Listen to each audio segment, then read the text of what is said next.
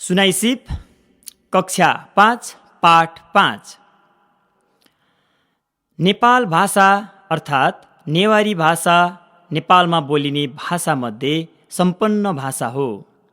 यस भाषामा साहित्यको राम्रो विकास भएको छ। नेपाल भाषामा कविता, काव्य, कथा, निबन्ध लगायतका साहित्यका धेरै विधाहरू विकसित छन्। नेपाल भाषामा रेडियो तथा टिभीमा समाचार प्रसारण हुन्छ। नेपाल भाषाका कार्यक्रमहरू आउने टेलिभिजन पनि सञ्चालनमा छ। यस भाषामा थुप्रै पत्रपत्रिकाहरू प्रकाशित भएका छन् भने पुस्तकहरू पनि प्रकाशन भएका छन्।